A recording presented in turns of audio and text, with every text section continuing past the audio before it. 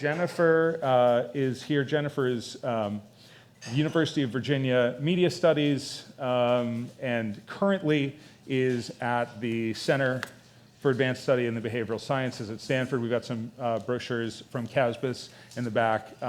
We have really enjoyed a wide range of great academics on a broad range of social sciences that from CASBS have spoken for us over the years. And tonight is another great addition to that series. So definitely take a look and find out more about CASBS because they have their own speaking series, and I highly recommend that.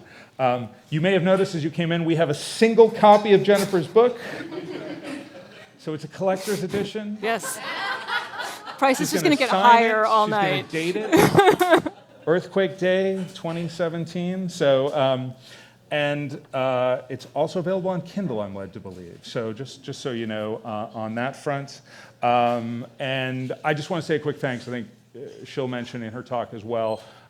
We want to say thank you to Rick Prelinger and the Prelinger Archives who helped us source a couple of the films that you saw. I hope you enjoyed the silent film show at the start. Now, without any further ado, please give a big round of applause and we'll bring Jennifer to the stage. Thank you.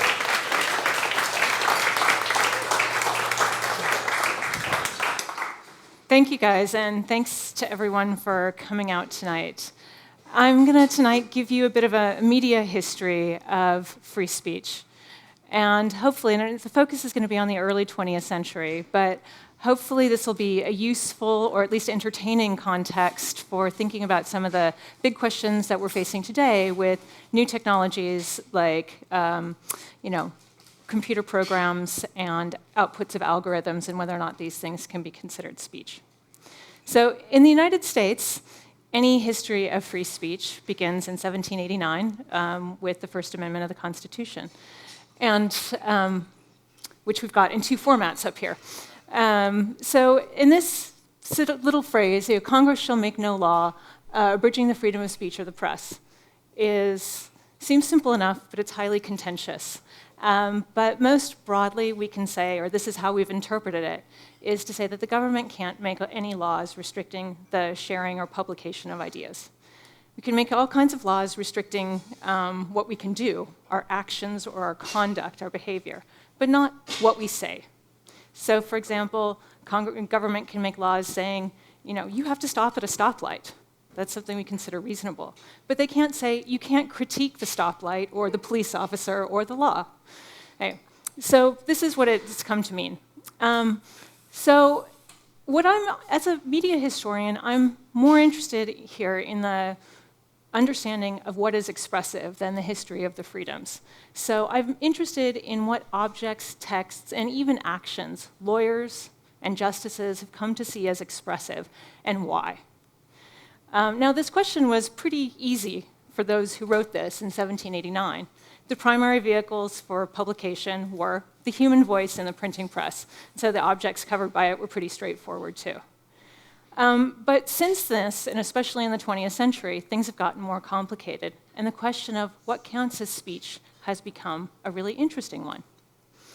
And my basic argument is that the way that justices have answered this question has a lot to do with their experience with communication and communications media, as well as whatever ideas are circulating about communication at the time.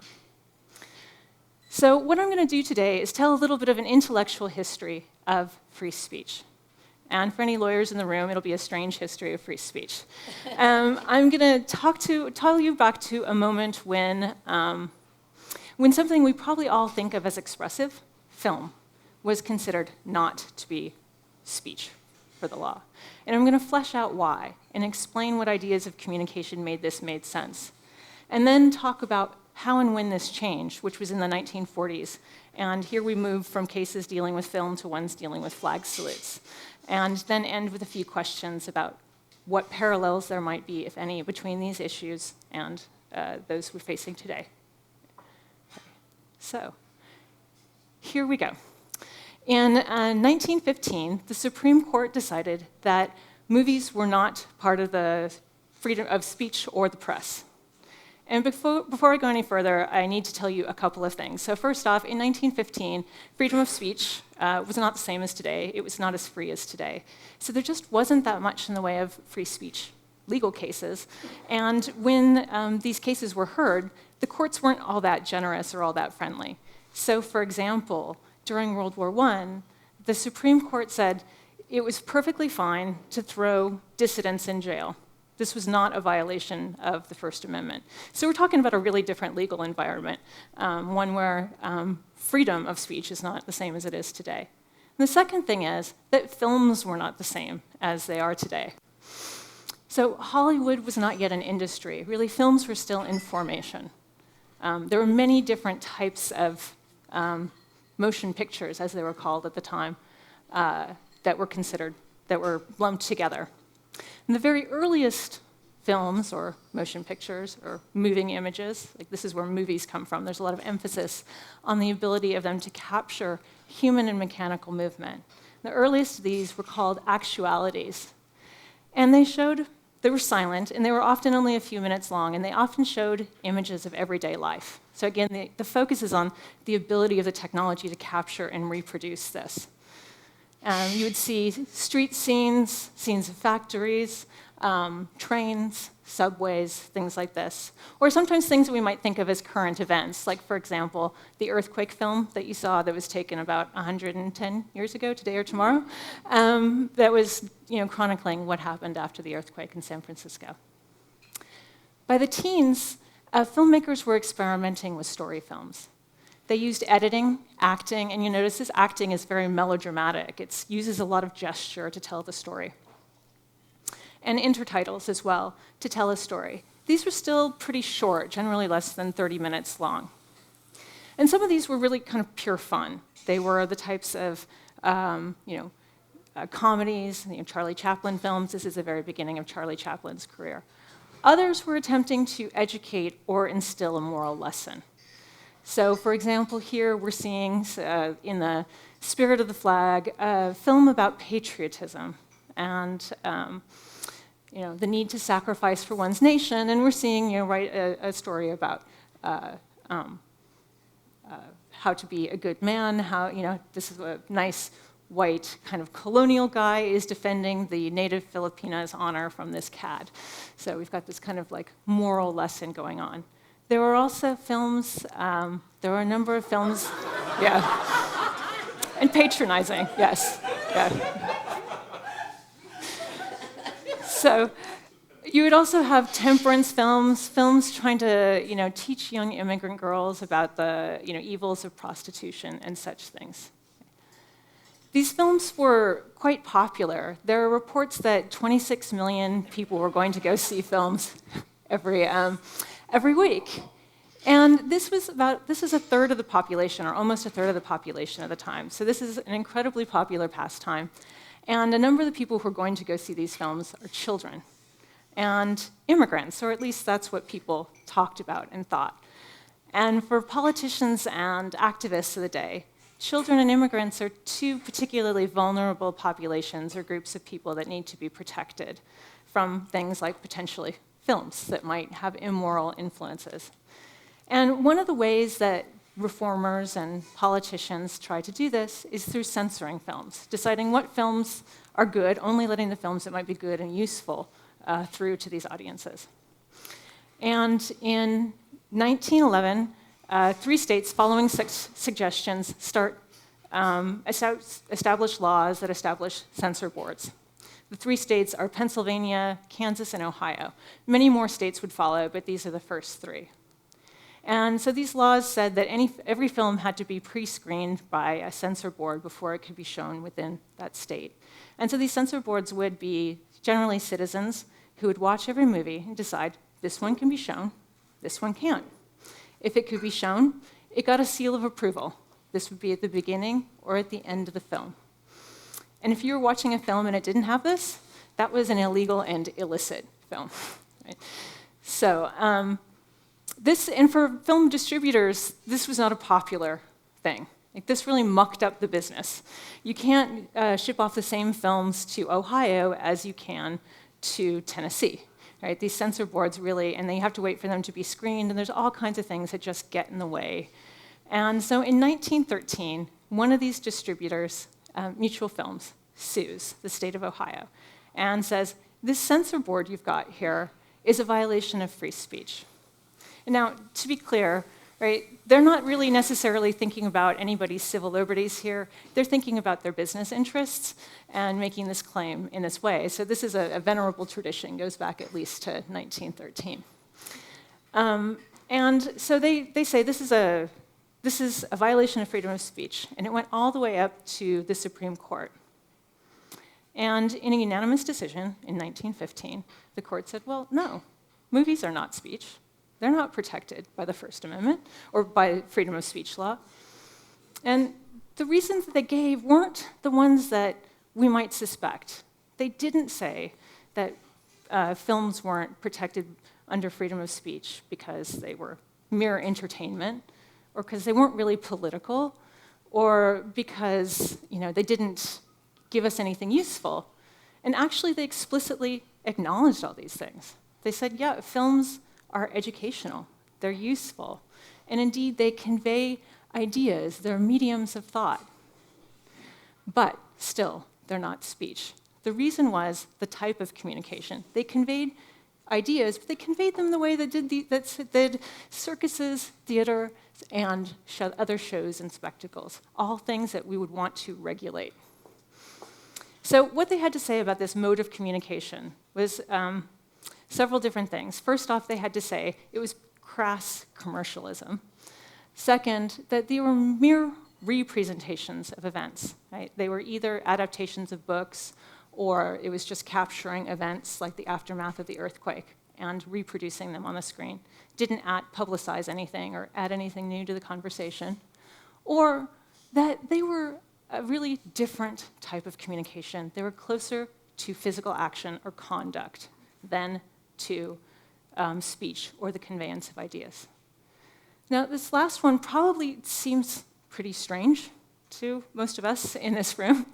And so I want to turn to another similar case or related case where the justices flesh this out, what they mean by this. They say some similar things and flesh it out.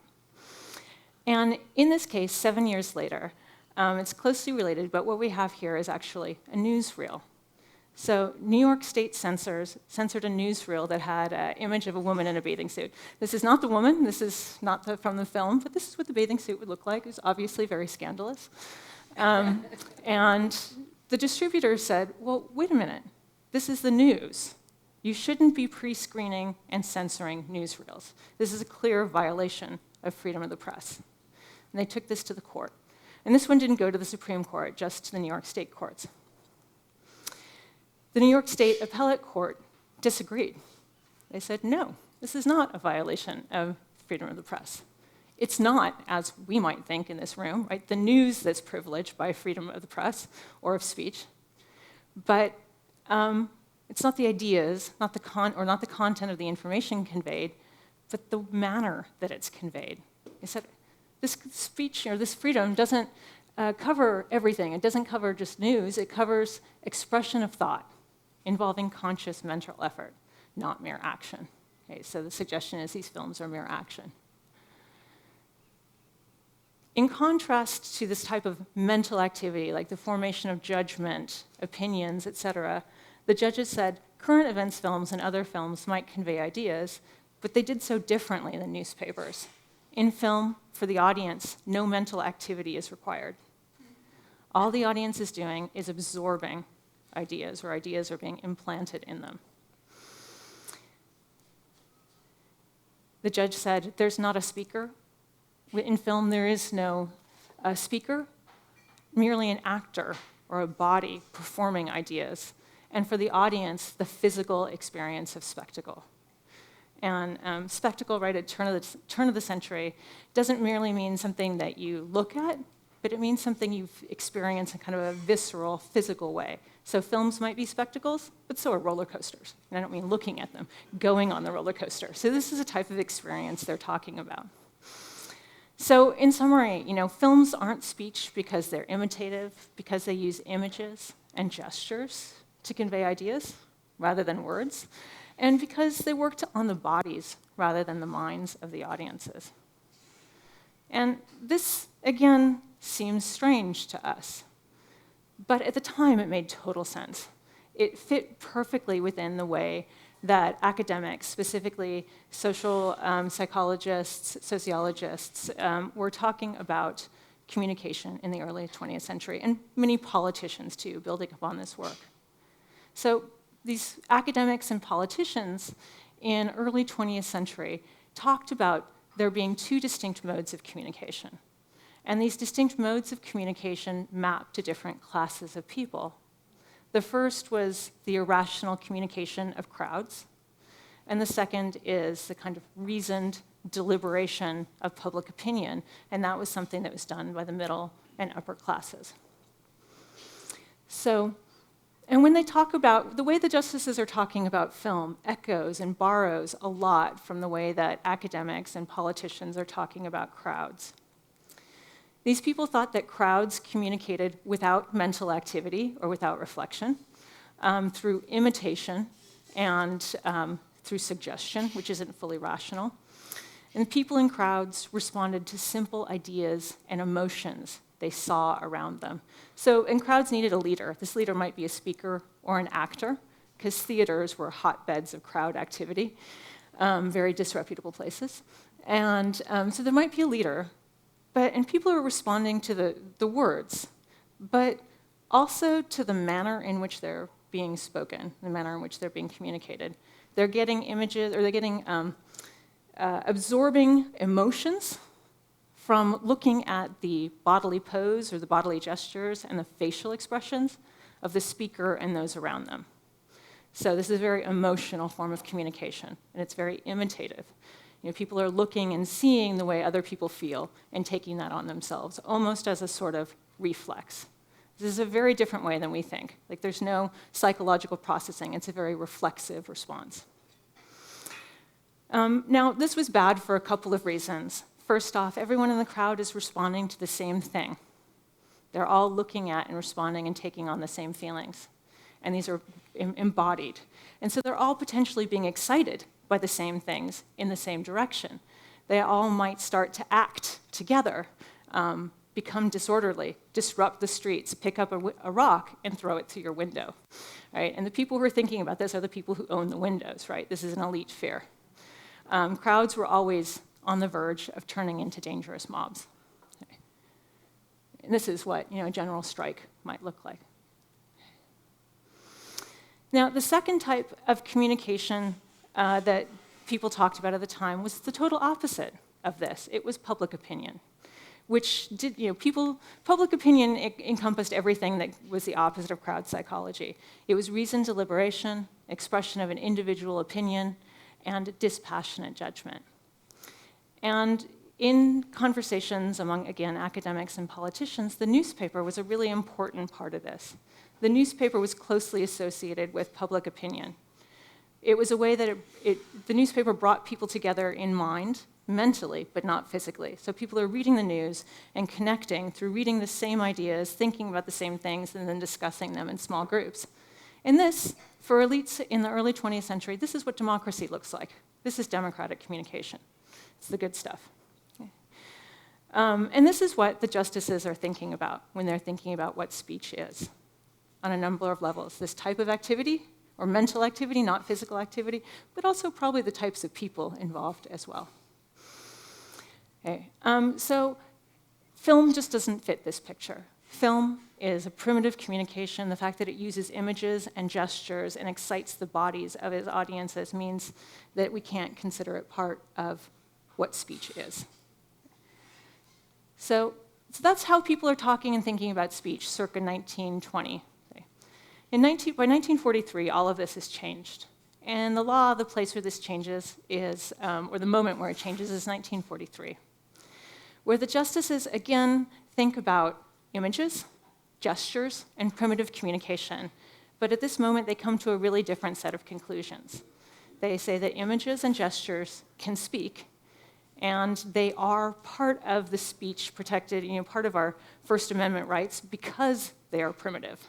Okay. So let me step this out. I'll step this out a little bit in a minute. And it happens in a case, that doesn't have anything to do with films, but rather with flag salutes. And the case is West Virginia Board of Education versus Barnett. And the policy at issue here is a West Virginia policy that requires every student to salute the flag.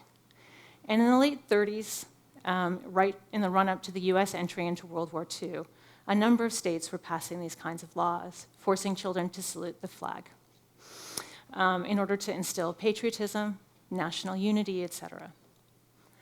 Jehovah's Witnesses objected.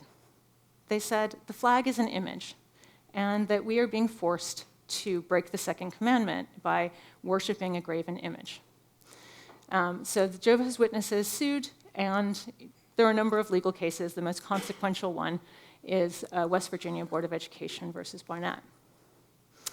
It was an expansive case, what we would think of today as judicial activism, in which the court said that the flag and the gesture were utterances akin to speech. By forcing these Jehovah's Witnesses to do the salute, you're forcing them to say something they might not believe in, and that is compelled speech, which is an abridgment of the First Amendment. Okay. So again, we have images, the flag, and the physical gesture. Okay. This time they're being included within the law. Now, it's worth taking time to note that this West Virginia Board of Education policy required a very specific gesture. The flag salute that was originally written into the law was the Bellamy Salute, which was a common salute in the United States from the late 19th century to the 30s that you see here, arm outstretched. Now, by the end of the late 30s, this salute had taken on a different set of meanings and connotations.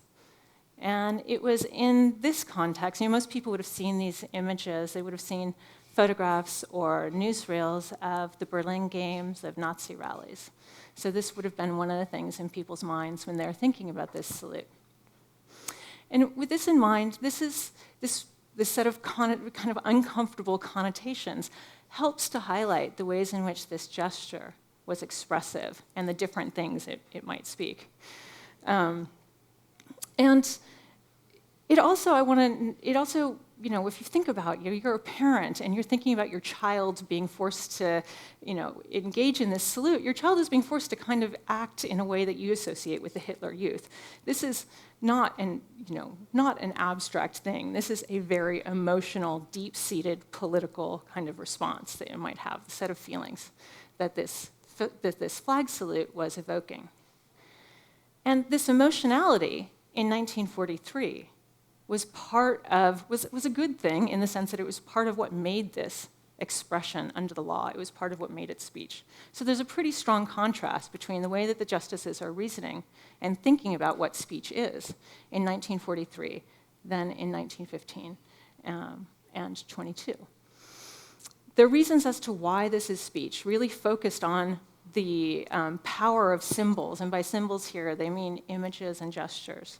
Their ability to evoke simple ideas and emotions without all the lengthy reason-giving and explanation of words.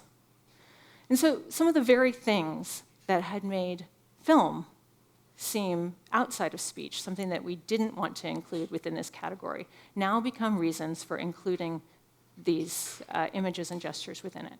So this is total rewriting and expansion of what speech means. So what happened in order to enable this? The quick and dirty, the easiest way to answer this is Americans discovered Freud and the subconscious. From Freud, we learned that we were all driven by unconscious drives and thoughts. None of us were pure, were masters of our own minds, and that none of us were purely rational.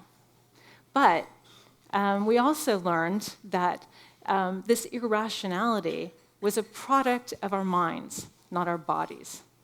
So the subconscious, right, is source of irrationality. It's a psychological process. It's something that makes us uniquely human. Whereas in the 20s and 15s, the source of irrationality is the body, and it's something that is shared among humans, primitives, and animals. So this is a really different way of thinking about irrationality.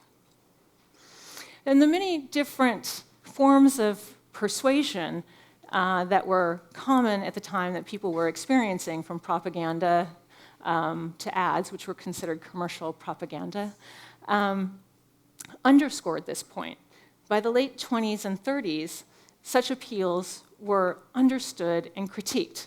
People began to think of propaganda as a bad thing in the late 20s, where they hadn't before, in terms of manipulation, and as a particularly psychological and emotional form of manipulation. And there's a bit of an interesting history here around this World War I poster, if you want to ask about it later. It's a little beside the point now. Okay, so these things, this experience of propaganda and the psychological frameworks taught us that we were all, or taught people that they were all subject to manipulation, and that this manipulation was a mental or psychological process. In this, we have a real shift in the way that public opinion is understood. With this way of understanding propaganda, psychology, persuasion, we really see this shift in the way people talk about public opinion. Whereas in 1915, public opinion is associated with rationality, deliberation. At this point, nobody's fully rational. Public opinion can't be purely rational. And public opinion increasingly is understood as a mix of rational and irrational mental processes, and has talked about public opinion. It becomes interchangeable with attitudes, which is a much more psychological term. And along with this, we have a shift in the types of, or the fears associated with communications, the problems that we might have with it. We're no longer worried about the masses and the kind of physical influence or physical disruptions of the masses. By 1943, we're worried about the mass. Okay? And the idea, and also about psychological influence and manipulation and homogenization. So this is the public, or the mass, that the justices in the Barnett decision are thinking about.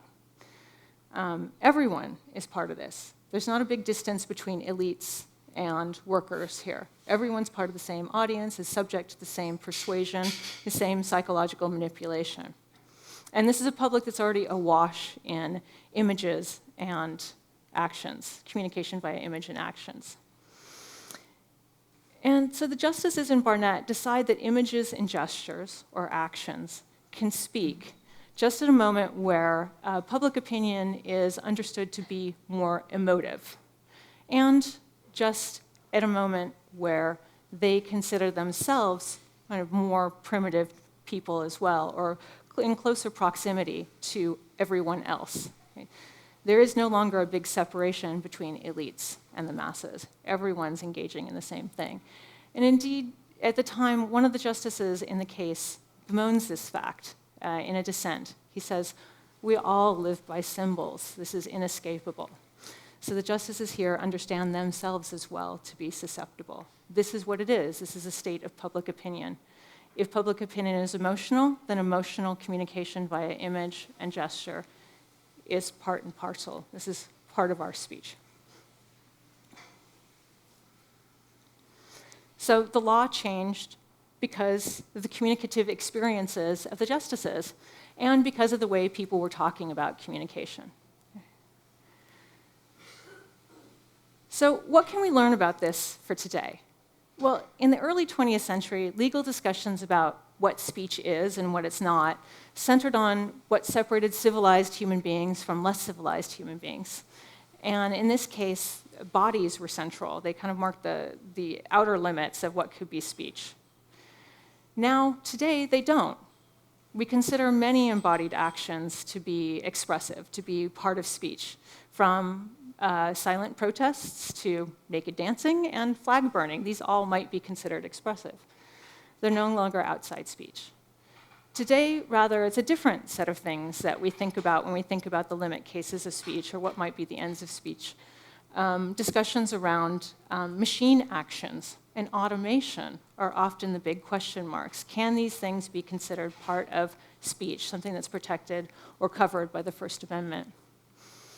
Today, currently, courts are facing or will face very interesting sets of questions about whether or not human communication to computers or computer communication to humans can be considered speech. Questions like, is computer code, especially code written in machine-readable language, ones and zeros, speech, or is it merely machine action? Okay? One of these is potentially protected in some way, the other one not. Or is it, at this point, it could be a little bit of both. And to use a set of, or to kind of explain this or give the set of legal analogies that have been used, is this more like a blueprint, pure ideas, or is this code like blueprint and assembly all rolled into one?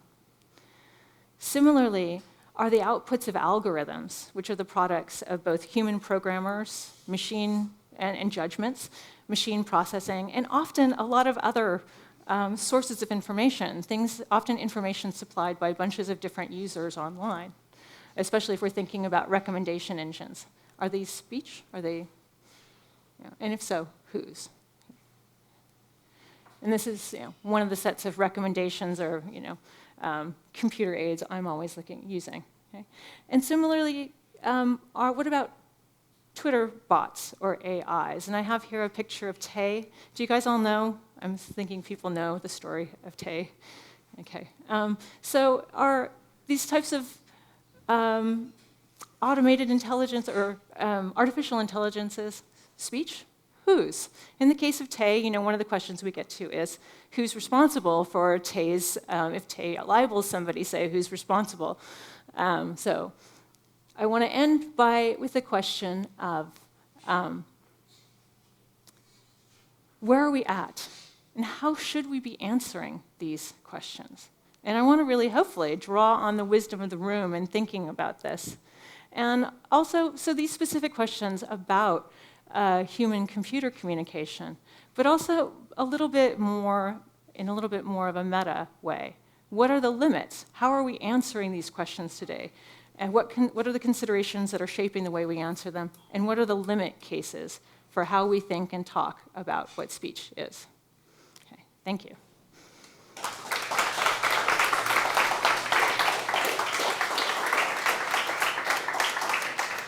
Thank you, Jennifer. So as Jennifer said, we'd love for this to turn into more of kind of a discussion within the room. So if you, I'm sure we have a lot of people in technology here. We probably have some folks that are in the law here. We probably have some of you who are just curious or concerned for something that you've seen here. So we've got 2 microphones that are going to be, that's Rio and Roseanne who have the mics. Let them know if you've got a question. They'll both be going around the room. I'm going to sneak in the first one here. Mm-hmm. And again, this is open if you've got a response to it in the room as well. And I should say the folks on the live stream, please chime in as well. We'd love to have you talking too. So one of the most striking things, I think, probably for a lot of folks here, is that pronunciation of representation in those early days. Yeah. And it strikes me that in the data model, in a lot of ways, there's a different kind of representation, an algorithmic, iteration of variations of those a presentation of facts or of not facts that are already out there. Are there thoughts about that, and maybe just say something again about that representation, and does that apply in something here too? Well, this issue of representation and copies is really, I don't think we're as worried about it anymore, and obviously the status of the copy is very different once you get to computers. Mm-hmm. The digital copy and the distance between the digital copy and the original is closer, I think, than people were thinking about the relationship of the copy and the original in early 20th century. Interestingly, this idea of certain forms of mediation being mere copies was taken up and used later on and not very successfully in the 1930s, in one of the first attempts to regulate radio. One of the defenses was in a challenge to the FCC about radio regulation. The FCC said, well, radio isn't really speech because it's merely the reproduction of human speech at the other end. So the voice you're hearing isn't really the voice, it's a mere copy. So they made this argument, and they're probably looking here to this case and to some other cases and trying to use this argument, but it didn't fly in the 30s. So I think there's kind of a change in the worry about copies, that it peaks actually probably around the 30s and 40s and then recedes. 'Cause there's a lot of stuff about music and canned music versus live music, which is part of this. So you've been a good audience. You've been absorbing ideas, as you should. Yeah. Does anyone have thoughts on anything you've heard tonight, really? But and just let them know there. We've got our first question here, please. So this last question actually touches on what you were just discussing. So I could imagine interpreting sort of a bot anywhere from its mere reproduction, the author of the algorithm created it and it's merely reproduced like radio, to the other extreme, which is you could even go back to a movie or a performance and say, well, the author had an intent, but the actor added value. So the question is, if you go back pre-bot, if an actor or a presenter were to present some other producer's work, who's held accountable for the free speech, the performer or the author? Okay, let me try and parse that. So if we're thinking about where do the ideas or who's speaking in that case, right? If we're thinking about a performance. At this point, we would probably maybe think that the performer is speaking in some way. Not in 1950, probably not in 1960s. This is a really recent way of thinking about it. So the bot's responsible. Yeah, well, potentially, which is kind of blows your mind and is problematic in a number of ways. But this is with the performance, the human performer. And I think there's a number of differences probably in a question about bots. And we were talking earlier before the show that in the silent film days, the actors weren't recognized. So there's an aspect, there's media here, there's technology, and there's also culture, right? So yes. Culture, it may be that culture comes to recognize a bot or an AI as an author, as an agent, in a way that right now we see it as a machine, in the same way that the actors were not recognized, or the directors per se, in those early silent movies, right? Because that was, That's great. We've got another person over here. We'll start there, and Ria, if you want. Hi. You talked about the transition between crowd and spectacle to then the understanding of propaganda later on. And I was just thinking of the earlier films, like Birth of a Nation, for example, and that film seemed to understand its nature as propaganda. So I'm wondering if there was a disparity between the way the filmmakers thought of what they were doing and then the way it was perceived. That is a great question. I'm so glad you asked that question. Actually, can I flip to my, can you figure out how to switch my slide? I think it's right next, right? So, probably there is a disparity. And in fact, Griffith writes a treatise about this. Like, this is my speech. How can you trample on it? These are ideas. There's a disparity between the way the justices are thinking about film and the way at least some of the film producers are thinking about it. But probably film producers are thinking a lot of different ways about film. I think we lost that slide. Oh, okay. I'm so sorry. Yeah, it doesn't seem to still be I on had there. here a poster advertising Birth of a Nation in 1915. And it's advertised as the world's biggest spectacle. And it has something about how many thousands of people were used to make the film. But also the film was clearly understood to be political. It instigated riots. Some people argue that this was formative in the creation of the ACLU. And we know that the Chief Justice of the Supreme Court went and watched Birth of a Nation, I think 2 weeks before releasing this opinion. And he watched it at the press club, not at a theater, so it would have been a slightly different experience. But he would have been aware. This is being shown at the press club. This is clearly being, positioned as a political statement. So they were aware of film as propaganda in this way. It's that it's propagandizing in a way that we can't defend against, in a way, I think, is the best way of explaining it.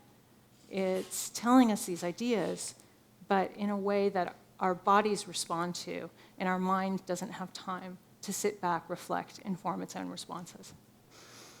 And maybe part of that also, there's the train film, one of the first, and people have a physical response because they haven't dealt with as much. It was interesting in the early case that you cited that they recognized the educational aspect of it. They certainly recognized the intent that was coming at it. But yeah, it's interesting. You had another question right here? So, One over there. Yeah, you're good. okay. Yeah. So Jennifer, as you went into this, we live in a system of, constitutional founded country. The British don't have a constitution. We have a common law system. So in common law, we look at precedents and we look at intent of the law. So as you began this look, did you go actually behind the First Amendment, look at all the partial writings, which I'm not a scholar, but I know they're fairly limited. No. Okay, but there is some literature at the time that informed the people who wrote it. Did you look at that, and did you make a judgment about intent? And if you did, what's your reasoning that you concluded about the intent of it versus what the questions you raise here? And excuse me, are you talking about the First Amendment itself or about the mutual decisions, these specific decisions? The linkage I'm making is that there is an intent behind the First Amendment. Okay. And therefore, that intent informs us. So they might say, we've written the words that say it's human speech, and we assume this context. But there's other philosophy, there's other writings behind it that you could read, and you could say, well, the intent means that whatever the future expression is, that's fine. We intend there to be a dialogue, a discourse, and we don't care about the medium. No. Well, one, I'm not spending a lot of time debating the meaning, the original intent. That's inaccessible. From my perspective, my theoretical perspective, and disciplinary perspective, that's lost. We'll never know that. This was written by committee. They disagreed about what they had to say, what they meant, in a sense. So the First Amendment, I don't think looking for an intent behind that is particularly, actually, I don't think it's possible as kind of the type of scholar that I am. I wouldn't look to that. More broadly, in thinking in my method of approach, I'm not focusing on what these justices think and what the intents of these different justices are either. I'm interested in the arguments that they're making, which is always, right, this is an act of rhetoric. It's always an attempt to persuade people. So they're using the arguments that they think are most accurate or the most compelling in a historical moment, so that the things that they say give us clues not so much about what's in their minds, but about the intellectual context of the day. So this is the approach I'm taking to actually all the different legal language that I'm looking at. So you're distinguishing between the legal language they use and saying it's the context of their time, rather than the language they use as if they interpreted an original intent from 1791. That's the distinction you're making, is that right? I'm looking at their language in the context of their time. Yeah. Not in the context of what they might be reading of 1791, right? Yeah, not so much in that. I understand that they're always working with this. Like any kind of legal decision and legal change isn't only a product of culture, it's also a product of precedent and the legal tradition. I'm focusing on the cultural context and actually in a slightly different set of cultural context than we normally look at in looking at technology and communication. Okay. Oh, that's right. You had the next question. Thank you. We're going to go backwards with my question because I'm going back to the birth of the nation, Okay. right? And I was able to see Birth of the Nation with live music, with the pianist right there, and that it's like you're talking about beforehand, like the crowd and mob and the kind of idea of that experience of a crowd. And when I saw, I mean, it's, you know, you see this movie and the music is live, and that experience that you have as a crowd is different. Yeah. Right? And what that means in terms of how that speech influences people. And that's, I don't know, is that a question? I think it's an observation. Yeah. And you're hitting on a really interesting point that I kind of gloss over here. But in the, like, up through probably, you know, 1910, 1912, 1912 to 1915, I guess a better way to put it, is the beginning of this kind of inflection point where control over the site of exhibition is shifting. So before 1912, there's a huge amount of exhibitor control over these films. They're presenting their own music. They have people creating music. And sometimes they'll have lecturers. Sometimes they have performers. Sometimes these short films are interspliced with vaudeville, right? So these were crowded, raucous affairs. And actually, sometimes the exhibitors or the people that own the movie theater would splice together films. They'd speed them up, do various different things. And around 1912, the studios start distributing sheet music and saying, here, this is the music that goes with this film.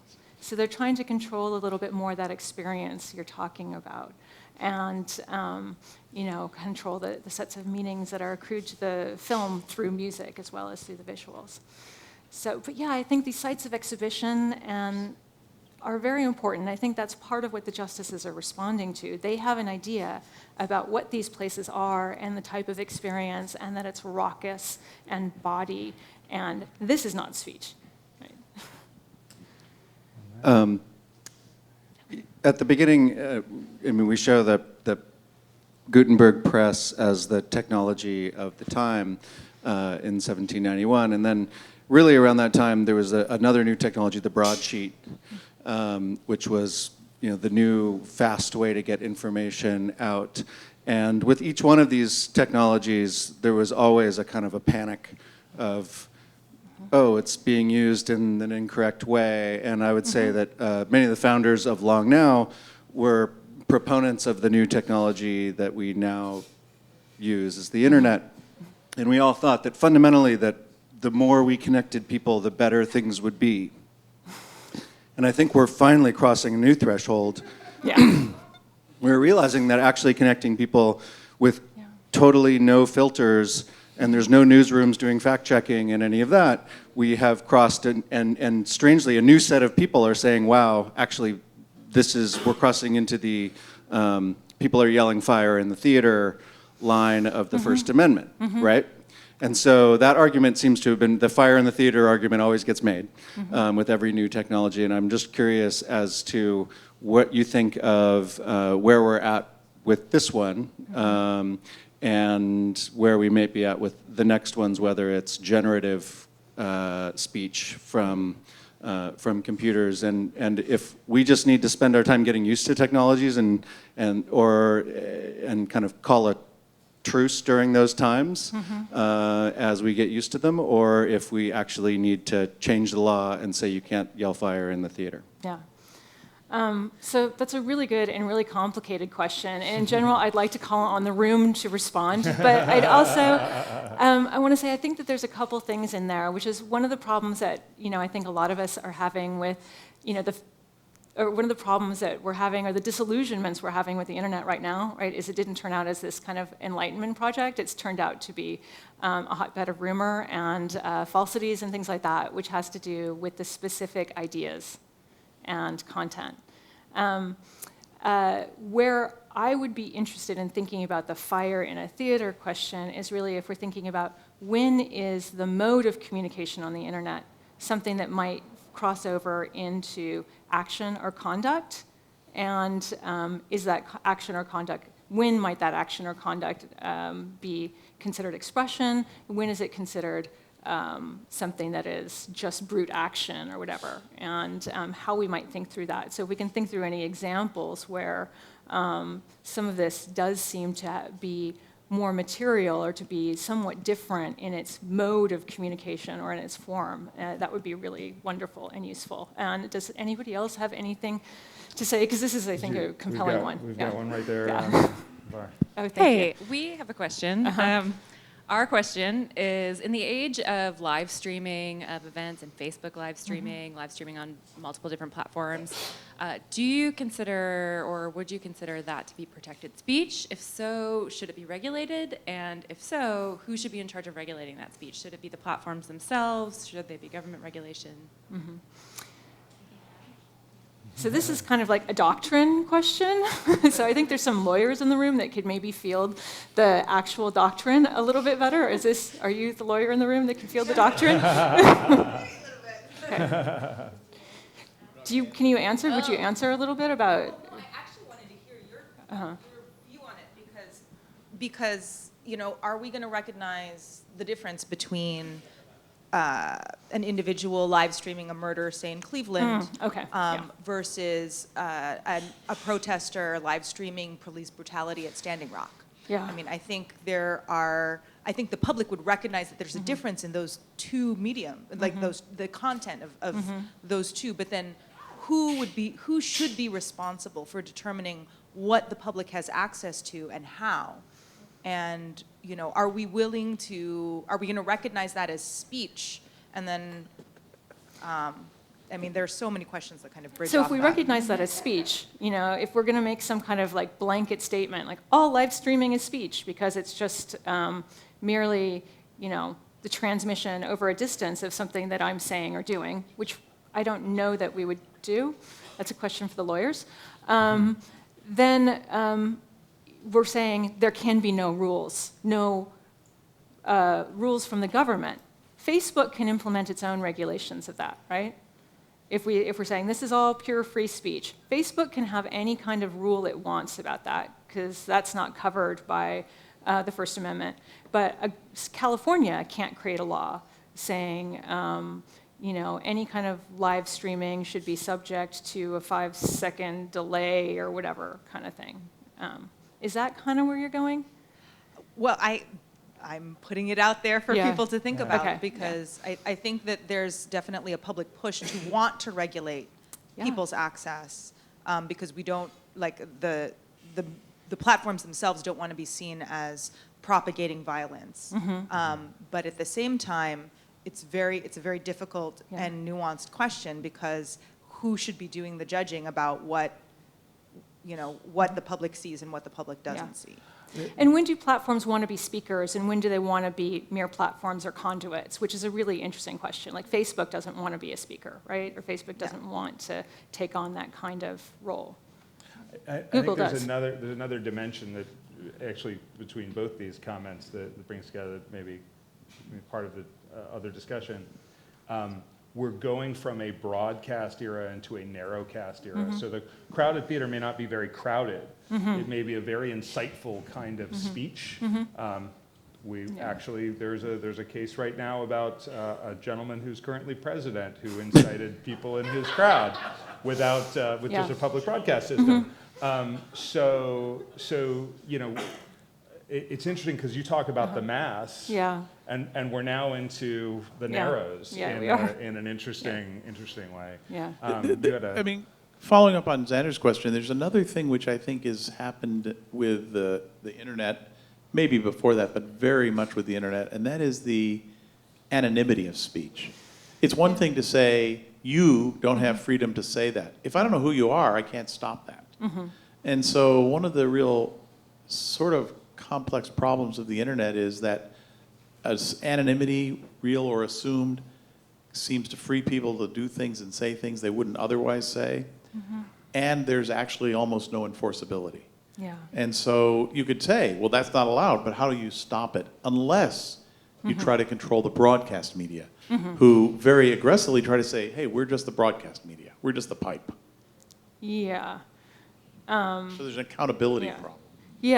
And broadcasting isn't the media where that's happening so much. Sort of going off of these questions, what do you think are the implications of these forms of communication being protected under free speech. So let's say computer code and algorithmically produced recommendations are protected. What are the major concerns? Is it that, let's say with the Facebook news feed, is that, or the news stories, if they're protected under free speech, is that necessarily a bad thing? How do we protect against that? Is it just really just a case of like what is an exception versus not? Yeah, so what are the implications and what are the major concerns about this type of speech being protected? So, I mean, this is really interesting to me. I'm interested in a kind of definitional way, like what do we think, speech is? How are we defining it at this moment? So I have kind of this very, in a sense, abstract kind of definitional interest in it. I just find these questions kind of interesting.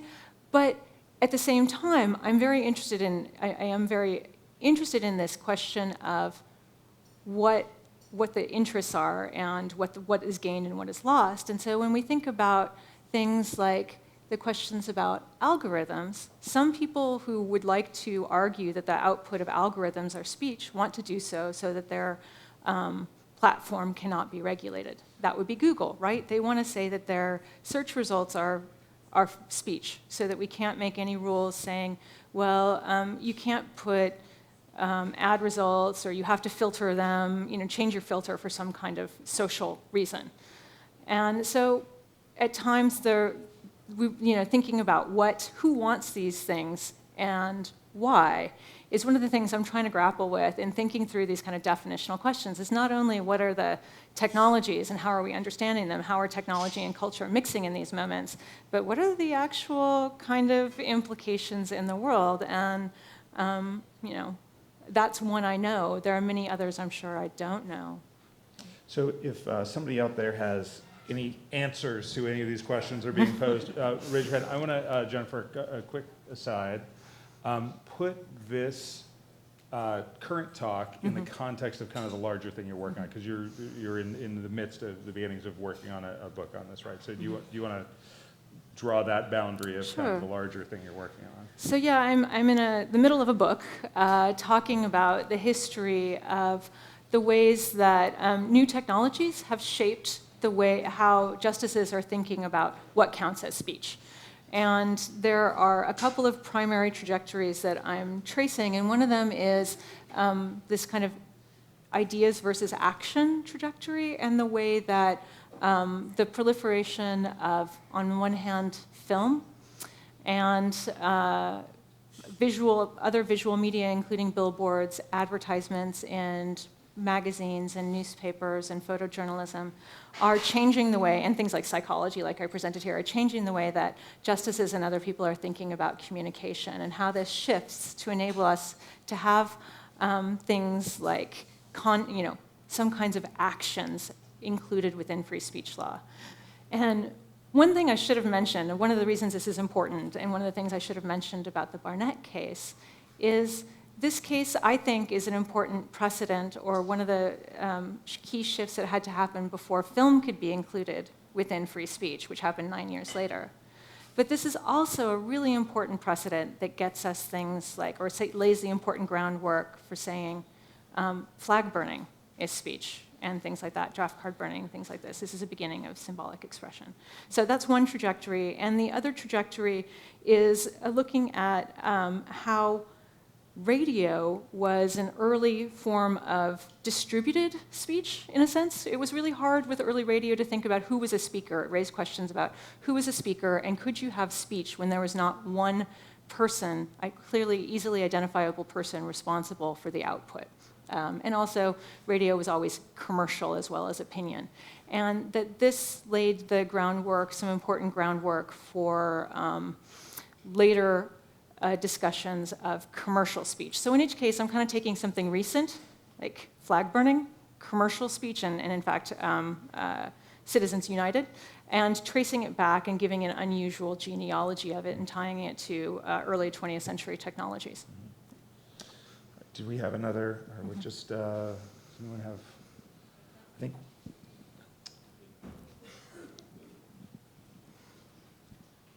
I sort of want to go back to first principles, which is the first principle of the First Amendment is that Congress shall make no law. So it it sort of says Congress shall not censor this stuff, but there's censorship going on all the time. I mean, the editors of newspapers decide what's going on, the editors of journals decide, and so there's if we sort of think about the break between what we don't want the government to do, Congress, the states, as opposed to what we think might be appropriate for Google or Facebook or live streaming sites. It sort of goes back to a little bit to the responsibility of educated citizens to sort of figure out where they think if everything should be speech. You know, it's like, oh yeah, of course that's speech, and of course that's speech. But the censorship and regulation of speech is not only limited to Congress. Like it's not so much a question as a comment. This is true. And there's one thing I would add here, right, is this is a primary way we interpret the First Amendment, is this kind of negative liberty. But in the 1930s, there was actually a very strong set of conversations saying that actually what this meant was that the Congress had to actually kind of create this level playing field and had to create opportunities for people to engage in speech. And you find traces of that in all kinds of radio regulation and in some key First Amendment cases in the early 1940s, like AP versus US. The judges say, well, it would be pretty crazy to say that, that the idea that we couldn't restrict speech meant that we couldn't block a merger or actually it wasn't a merger, but it was anti-competitive practices. So you have some interesting interpretations of that. But yes, yeah, you're right, yeah. All right, well, that's gonna end our conversation on the mic, but Jennifer's going to stick around. You're not allowed to leave until we answer all these questions. Yes, please, it will help me with my book. Yes. No, yeah, please if talk you have thoughts, with each let me other, know. come up here. Yeah. Jennifer's, I expect to see a scrum up here. That's what we like, is an active discussion afterwards. Jennifer, thank you so much. I have a Long Now Challenge coin as a little token of our esteem for your speaking tonight. A big round of applause. Thank you.